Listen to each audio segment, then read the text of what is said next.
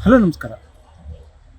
ಸಾರ್ವಜನಿಕರಿಗೆ ಒಂದು ಸೂರನ್ನು ಕಲ್ಪಿಸಬೇಕಾಗಿದ್ದು ನಗರಸಭೆ, ಒಂದು ನಗರ ಆಡಳಿತ ಅಥವಾ ಗ್ರಾಮ ಆಡಳಿತದ ಒಂದು ಕರ್ತವ್ಯ. ಸರ್ಕಾರ ಒಂದು ನಿರಾಶ್ರಿತರಿಗೆ ಒಂದು ಮನೆ ನೀಡಲು ಆಗದೇ ಇರುವಂಥ ಕಾರಣಕ್ಕಾಗಿ ಇವತ್ತೊಬ್ಬ ಮಹಿಳೆ ಬೀದಿಗೆ ಬಿದ್ದಿರುವಂತೆ ಕಾಣ್ತಿದೆ. ಒಂದು ಕಡೆ ಸರ್ಕಾರ ಬಡವರ ಪರವಾಗಿ ಸಾಕಷ್ಟು ಯೋಜನೆಗಳು ತಂದಿದ್ದೇವೆ ಮತ್ತು ಮನೆಗಳು ಕೊಟ್ಟಿದ್ದೀನಿ ಅಂತ ಹೇಳ್ತಾರೆ. ಆದರೆ ಅದು ಅರ್ಹರಿಗೆ ಸಿಗಬೇಕಾಗಿದ್ದು ಮನೆ ಸಿಕ್ಕಿಲ್ಲ ಅನ್ನೋದಕ್ಕೆ ಒಂದು ಇದು ಆಗಿದೆ. ಏನು ಕೊಪ್ಪಳ ನಗರದಲ್ಲಿ ಇರುವಂಥ ರತ್ನಮ್ಮ ದೊಡ್ಡಮಯ್ಯ ಕಳೆದ ಹಲವಾರು ವರ್ಷಗಳಿಂದ 2010ರಿಂದ ಇಲ್ಲಿವರೆಗೂ ಸಹ 2023ವರೆಗೂ ನನಗೊಂದು ನಿವೇಶನ ಕೊಡಿ, ಮನೆ ಕೊಡ್ರಿ ಅಂತ ಒಂದು ಅರ್ಜಿ ಸಲ್ಲಿಸಿದ್ದಾರೆ. ಆದರೆ ಇಲ್ಲಿವರೆಗೂ ಮನೆ ನೀಡಿಲ್ಲ. ಅದರ ಜೊತೆಗೆ 2023ರಲ್ಲಿ ಇಲ್ಲಿ ನಿವೇಶನ ನಿರಾಶ್ರಿತರ ಒಂದು ಹೋರಾಟವನ್ನು ಮಾಡಿ ನಗರಸಭೆ ಮುಂದೆ ಸುಮಾರು 28 ದಿನ ಹೋರಾಟವನ್ನು ಮಾಡಿ, ಆ ಸಂದರ್ಭದಲ್ಲಿ ಶಾಸಕರಾಗಿರ್ಬೋದು ಮತ್ತು ನಗರಸಭೆಯವರು ತಕ್ಷಣವೇ ಮನೆ ಕೊಡ್ತೀವಿ ಅನ್ನುವಂಥ ಭರವಸೆ ನೀಡಿದರು. ಇದು ಮುಗಿದು ಈಗಾಗಲೇ 1.5 ವರ್ಷ ಆದರೂ ಮನೆ ನೀಡಿಲ್ಲ. ಈ ಮಧ್ಯೆ ರತ್ನಮ್ಮ ಕಸಮುಸುರಿಯನ್ನು ಮಾಡಿ ಬದುಕುವಂಥ ಮಹಿಳೆ ನಿತ್ಯ ತನ್ನ ಕಸಮುಸುರಿ ಮಾಡಿ ಬದುಕಿ ಜೀವನ ನಡೆಸಬೇಕಾಗಿದೆ. ಒಬ್ಬ ಗಂಡ ಕಳೆದ ವರ್ಷಗಳ ಸ್ವಲ್ಪ ದಿವಸಗಳ ಹಿಂದೆ ಆಕೆಯನ್ನು ಬಿಟ್ಟು ಓಡಿ ಹೋಗಿದ್ದಾನೆ. ಅದರ ನಂತರದಲ್ಲಿ ಒಬ್ಬ ಮಗ ಬುದ್ಧಿಮಾಂದ್ಯನಾಗಿದ್ದಾನೆ, ಇನ್ನೊಬ್ಬ ಮಗ ಆಕೆಯನ್ನು ನೋಡ್ತಾನೆ. ಇಂಥ ಸಂದರ್ಭದಲ್ಲಿ ಆಕೆ ಬೇರೆ ಬೇರೆ ಕಡೆ ಮನೆ ಬಾಡಿಗೆಯನ್ನು ಮಾಡಿಕೊಂಡಿದ್ಲು. ಸರ್ಕಾರ ಕೊಡುವಂಥ 2,000 ರೂಪಾಯಿ ಮತ್ತು ತನ್ನ ಕಸಮುಸುರಿಯಲ್ಲಿ ಬರುವಂಥ ಹಣದಲ್ಲಿ ತನ್ನ ಜೀವನ ನಡೆಸೋದು ಕಷ್ಟ ಆಯಿತು. ಜೊತೆಗೆ ಕಳೆದ 3-4 ವರ್ಷಗಳಿಂದ ಬಾಡಿಗೆ ಅಧಿಕವಾಗಿರುವಂಥ ಕಾರಣಕ್ಕಾಗಿ ಆ ಬಾಡಿಗೆಯನ್ನು ನೀಡದೇ ಇರುವಂಥ ಕಾರಣಕ್ಕಾಗಿ ಆ ಮಹಿಳೆ ಇವತ್ತು ಕೊಪ್ಪಳ ಭಾಗ್ಯನಗರ ಮಧ್ಯೆಯಲ್ಲಿರುವಂಥ ತಾಯಮ್ಮ ದೇವಸ್ಥಾನದ ಮುಂದೆ ಕಳೆದ 3 ದಿನಗಳಿಂದ ಆಕೆ ಬೀದಿಯಲ್ಲೇ ಬದುಕುವಂತ ಇದೆ. ಮನಿ ಆಗ್ಬೇಕ್ರಿ, ಮನಿ ಆಗ್ಬೇಕು. ನಾನು ಮನಿ ಕೊಡ್ತೀನಿ ಅಂತ ಹೇಳ್ಯಾರ ಅವ್ರು MLA ಸಾಬ್ರ. ನಾವು ನಗರಸಭೆ ಹತ್ರ ಮನಿ ಬೇಕಂತ ನಾವು ಸ್ಟ್ರೈಕ್ ಮಾಡೀವ್ರಿ. ಅವ್ರು ಎಷ್ಟಾಗೈತಿ ಏನಾಗೈತಿ ಎಲ್ಲಿ ಬಂದ್ ನಿಂತೈತಿ ಗೊತ್ತಿಲ್ರಿ. ಅವ್ರ ಹಂಗ ಆಶ್ವಾಸನೆ ಕೊಡ್ತಾ ಇದ್ರ ನಾವು ಹಂಗ ತಡ್ಕೊಂತ ಇದೀವಿ.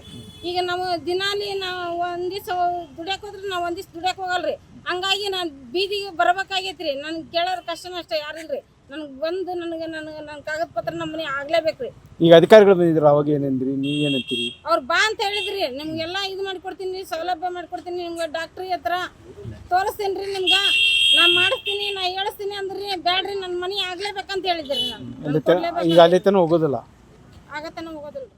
ಬೀದಿಯಲ್ಲಿ ಕಳೆದ 4-5 ದಿನದಿಂದ ಅಲ್ಲೇ ವಾಸವಾಗಿದ್ದಾಳೆ. ಮತ್ತು ಒಬ್ಬ ಮಹಿಳೆ ಇಡೀ ಹಗಲು ರಾತ್ರಿ ಅಲ್ಲೇ ತನ್ನ ಪಾತ್ರೆ ಪಗಡೆಗಳನ್ನು ಇಟ್ಕೊಂಡು ಅಲ್ಲೇ ವಾಸವಾಗಿದ್ದರು ಸಹ ನಗರ ಜಿಲ್ಲಾಡಳಿತವಾಗಿ ಅಥವಾ ನಗರಸಭೆಯಲ್ಲಿ ಅದಕ್ಕೆ ಗಮನಿಸಿದ್ದಾರೆ. ಈ ಕುರಿತು ನ್ಯೂಸ್ 18ನಲ್ಲಿ ನಿನ್ನೆ ಒಂದಿಷ್ಟು ವರದಿ ಬಂತು.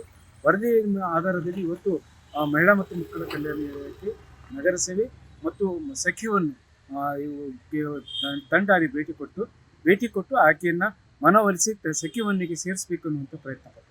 ಆದರೆ ಆಕೆ ಹೇಳೋದು ಒಂದೇ ಮಾತು ಅಂತ ಹೇಳಿದ್ರೆ, ನನಗೆ ಏನು ಭರವಸೆ ಕೊಟ್ಟಿದ್ರಿ, ಈಗ ಅಲ್ಲಿ ಒಂದಿಷ್ಟು ಸ್ವಲ್ಪ ದಿವಸ ನನಗೆ ಆಶ್ರಯ ಕೊಡ್ಬೋದು, ಆದರೆ ಮುಂದೆ ನನ್ನ ಮಕ್ಕಳಿಗಾಗಲಿ ಅಥವಾ ನಾನು ಜೀವನ ಪರ್ಯಂತ ನಾನು ದುಡಿದು ಬದುಕುವುದಕ್ಕೆ ನನಗೊಂದು ಸೂರು ಬೇಕು.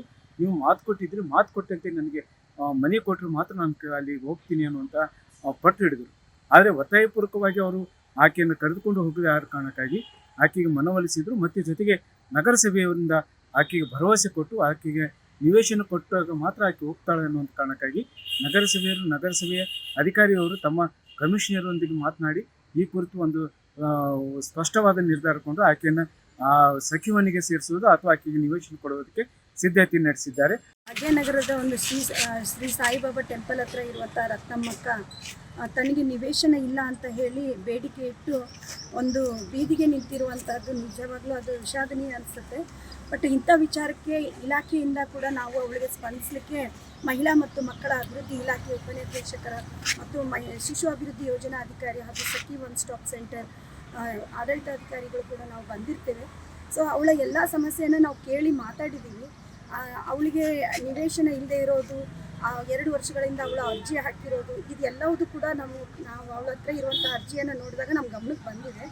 ಆಮೇಲೆ ಈ ಕುರಿತು ಮಾನ್ಯ ಕಮಿಷನರ್ ಸಾಹೇಬ್ರವ್ರ ಜೊತೆಗೆ ನಾವು ಇಲಾಖೆ ಪರವಾಗಿ ಕೂಡ ಅವ್ರ ಗಮನಕ್ಕೆ ತರ್ತೀವಿ. ಮತ್ತು ಅವಳಿಗೆ ಈಗ ತಕ್ಷಣ ಈ ಬಿಸಿಲಲ್ಲಿ ಒಬ್ಬ ಮಹಿಳೆ ಹೋರಾಟ ಮಾಡೋದು ನಿಜವಾಗ್ಲೂ ಕಷ್ಟ ಅನ್ನಿಸ್ತದೆ.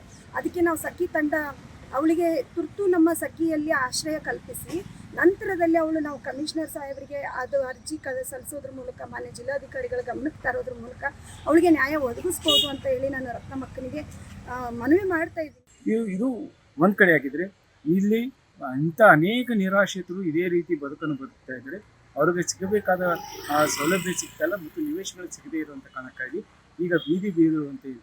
ನಗರಸಭೆಯ ಏನು ನಿರ್ಲಕ್ಷ್ಯ ಮತ್ತು ನಗರಸಭೆಯ ಏನು ಕೇವಲ ಕೆಲವೇ ಜನ ಉಳ್ಳವರಿಗೆ 4-5 ಮನೆಗಳು ನೀಡುವಂಥ ನಗರಸಭೆಯವರು ಇಲ್ಲಿ ಅರ್ಹರಿಗೆ ಸಿಗದೇ ಇರುವಂಥ ಕಾರಣಕ್ಕಾಗಿ ಇವತ್ತು ಆ ಮಹಿಳೆ ಬೀದಿಗೆ ಬಿದ್ದಿದ್ದಾಳೆ. ಬೀದಿಗೆ ಬಿದ್ದಿರುವಂಥ ಮಹಿಳೆಗೆ ಅನುಕೂಲ ಕಲ್ಪಿಸಬೇಕಾಗಿದ್ದು ಸರ್ಕಾರ. ಜೊತೆಗೆ ಏನು ಮಾತು ಕೊಟ್ಟಂತೆ ಕೊಪ್ಪಳದ ಶಾಸಕರು ರಾಘವೇಂದ್ರ ಹಿಟ್ನಾಳ್ ಅವರು ಅವರಿಗೆ ಮನೆಯನ್ನು ನೀಡಿ ಆಕೆಯನ್ನು ಏನು ಬೀದಿಯಲ್ಲಿರುವಂಥ ಮಹಿಳೆಗೆ ಒಂದು ನೆರಳು ಕೊಡಬೇಕಾಗಿತ್ತು, ತೀರಾ ಅವಶ್ಯಕತೆ ಇದೆ.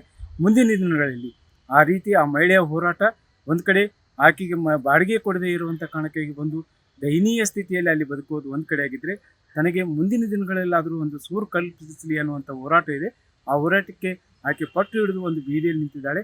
ಒಬ್ಬ ಮಹಿಳೆ ಈ ಒಂದು ಬೀದಿಯಲ್ಲಿ ನಿಂತಿರುವುದು ಏನು ಈ ದೇಶಕ್ಕೆ ಮತ್ತು ಈ ಸಂಸ್ಕೃತಿಗೆ ಒಂದು ಅವಮಾನ ಅನ್ನುವಂಥ ರೀತಿಯಲ್ಲಿ, ಆದರೂ ಸಹ ನಗರಸಭೆ ಅದಕ್ಕೆ ನಿರ್ಲಜ್ಜತೆಯನ್ನು ವಹಿಸ್ತಿರೋದಕ್ಕೆ ಇದು ಕಾರಣ ಆಗಿದೆ. ಮುಂದಿನ ದಿನಗಳಲ್ಲಿ ಈ ರೀತಿ ಆ ಮಹಿಳೆಗೆ ಸೂರು ಕಲ್ಪಿಸ್ತಾರೆ ಅನ್ನೋದನ್ನು ಕಾದು ನೋಡಬೇಕಾಗಿದೆ. ಶರಣ ಬಾಚಲಪುರ್, ನ್ಯೂಸ್ 18 ಕೊಪ್ಪಳ.